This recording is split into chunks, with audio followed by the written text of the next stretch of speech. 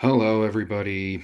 I want to make a short video to enlighten your minds with the power of the Marxist dialectic.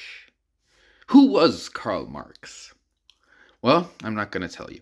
What I am going to do is watch a short Majority Report clip and critique it. And yeah, Majority Report, some of my favorite reformists out there. There's I think they're by far some of the reformists with the best hearts, with their hearts in the right place. Um, but anyways, sometimes I do have critiques, and such a time is right now. So let's have a listen, okay? Because Bannon does he's a smarter guy on the right, and I don't obviously he's a white nationalist and has deeply problematic ideas, but he understands that in fascist movements and far right movements throughout history, the Nazis also offered social programs and employment to people. There's a reason they called themselves the National Socialists, because capitalism was just. Yes, exactly. That's that's true, and that's also connected to the statement. I don't know by whom, maybe by Sartre or something, that anti-Semitism is the fool's socialism. Now, anti-Semitism, as we think of it, is a specific incarnation of that, but in general, it's just fascist conspiracism or conspiratorialness. So, yeah. But what is clear is that because the conflict is generated through and causatively due to a crisis in capitalism, which is inherently linked to capitalism's class structure, as the liberal hegemonic order breaks apart, the fascists swoop in. And how do they swoop in? They have to swoop in via populism. Now, how can there be such a thing as right-wing populism? I thought the right represented the interests of capital. Well, that's true. But you see, their populism isn't like left-wing populism, isn't like just, looking, what are people's needs? How do we meet those needs? How do we make life run as smoothly as possible for everybody who's, who's born into this weird world? Like, nobody of us chose to be here, so we might as well, make the best time we can for all of us. On the right, it's more like you convince people that the reason why they're feeling economic pain, societal pressure, why they're living more and more in some sort of frightening police state, why they constantly have to dehumanize others to ward off the insomnia and the recurring nightmares about having sent humans or condoning the sending of humans into slave jails in El Salvador without due process. You have to dehumanize people, right, to do that. And that is already something. Look at this. Time for a break? No, I'm doing my Marxism. Time for a break. All right, where was I? Right-wing populism. It offers you a mirage. That mirage soothes you and eliminates some of the pain you would be feeling empathetically, where by empathy, I don't mean only the thing we would call proper empathy, or I don't know if somebody else calls it that, but proper empathy to me is just a sort of totally internally reflexive process where you understand the emotion of the other, of your interlocutors, by basically being able to mirror that and having a process running that interprets that as the corresponding sort of internal or body experience of that feeling. But also cognitive empathy. You understand what's good for others. You understand what people's needs are. You are able to mediate between perspectives. You know? Now, that's just in the way. That creates extra suffering as far as the fascists are concerned. So they get to sell the fascist, the mob, and at first it's not a mob, it's just a mass of people in society. But it's a downtrodden mass of society, downtrodden due to the economic and political bondage of capitalism. Now, these people have ever more dire material circumstances. So, for a while, you can sort of distract them from the fact that everybody's stealing from everybody more and more, and that, the rich get richer, that hate is allowed to just run rampant, that safety and science and knowledge and a virtuous commitment to epistemic humility or whatever. All right. What was I talking about?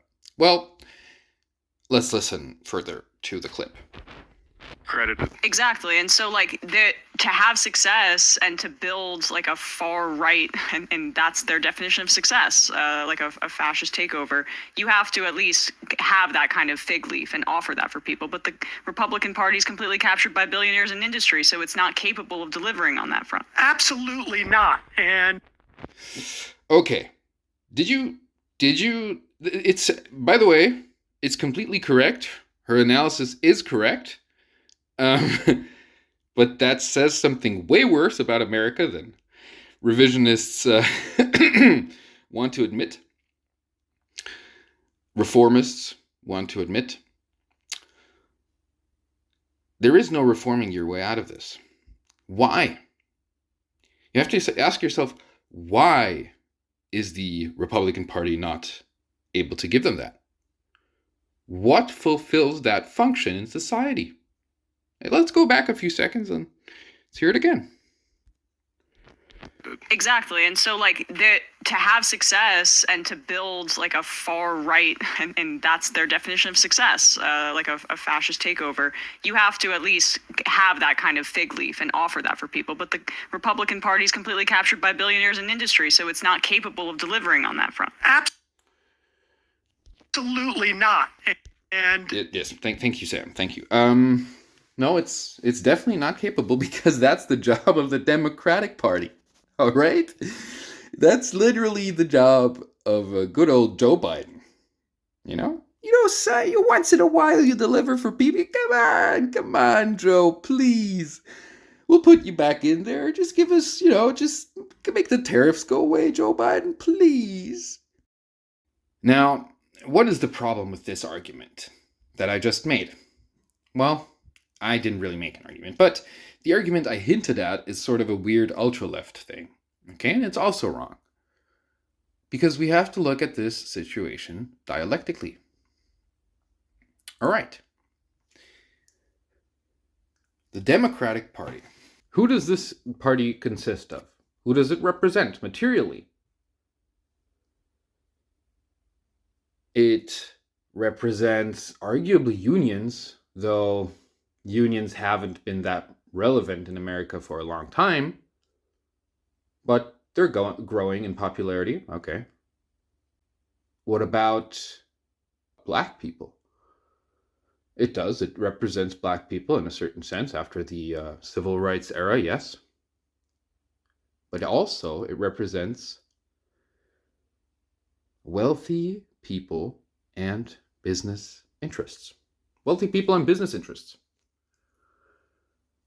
Right? They get their money from there. They get their weird, gross, sniveling, sycophantic, friggin' advisors and strategists and whatever from there. There are specific ways to educate people into that, It's like McKinsey type of education.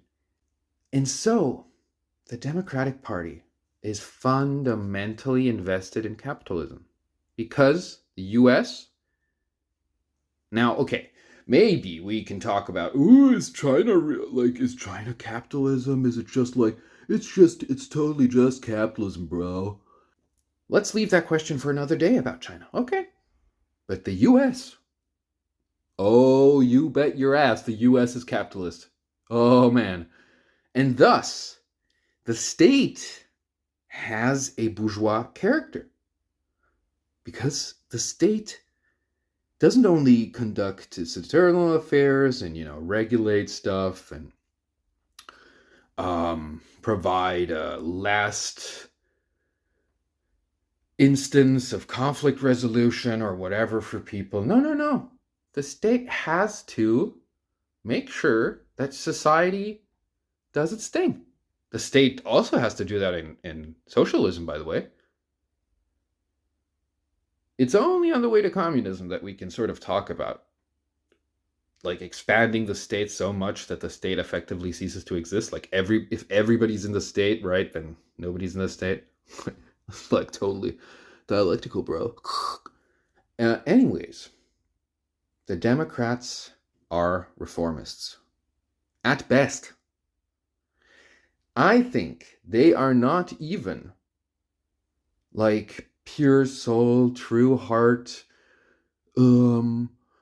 just like altruistic reformists. No, I think some of them, and a good chunk of them, is opportunists, is people perfectly willing to go any distance with fascism as long as, when eventually fascism self-destructs, because it just does, fascism, it's like cancer. It's like a cancerous, like a,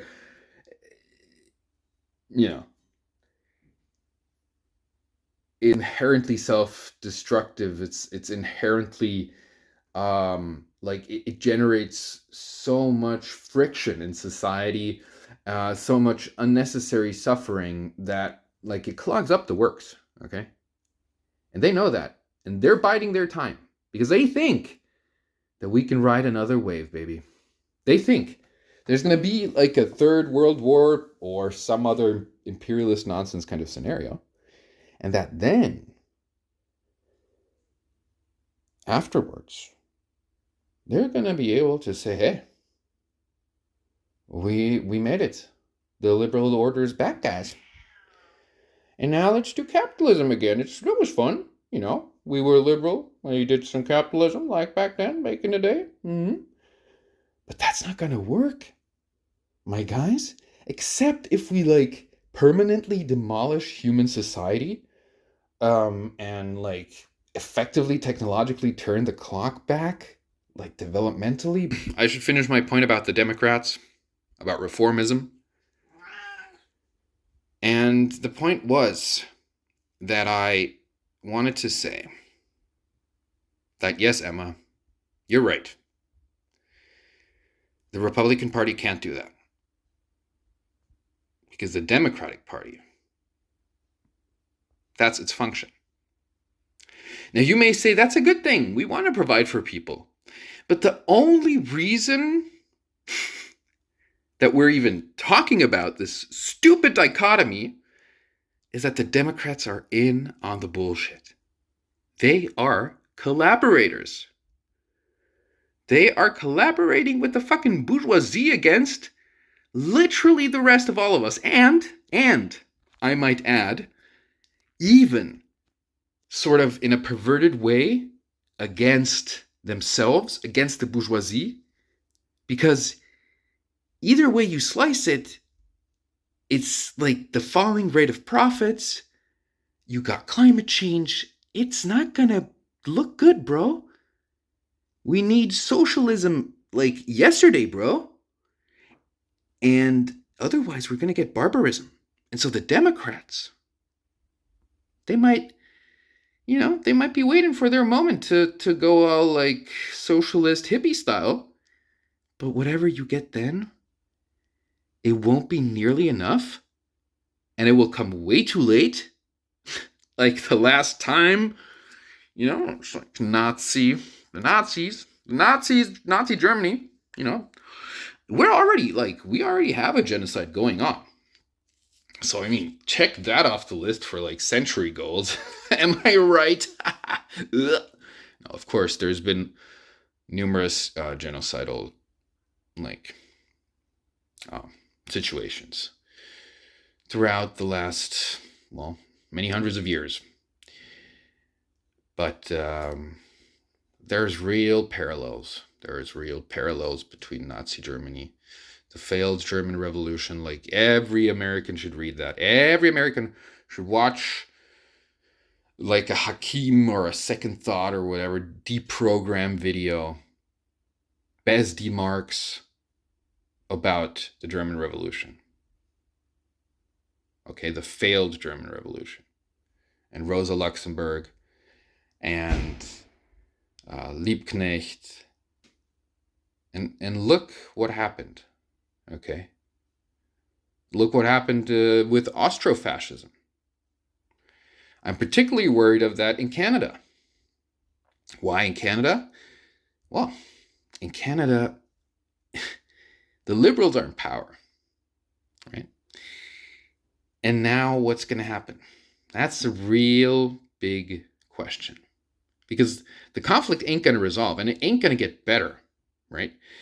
Like, destroying global trade doesn't make class war fucking run more smoothly or run less publicly, okay? So Canada's, in for a bad time. And hey, if the reformists are right, then we should put our hopes in Canada, right? Because the libs are in power. And the libs, we are sometimes told, will do the right thing when circumstances are dire. So, let's see. I don't think so. But, yeah. Much love and many, encouraging words, but also a sort of, sucks for you. You live in like the worst country, the history of the world, like the most destructive country for everybody's well-being, the history of the world, the United States. And it sucks. That really sucks, but see it like this. It's going to be better in the long run, because at least the like third worlders that are extremely poor, that suffer in like dire conditions for our wealth, for our prosperity, due to super profits and imperialism, they're going to have a better time in the long run. So maybe it's not so bad. Anyways, have a nice day, guys. Goodbye.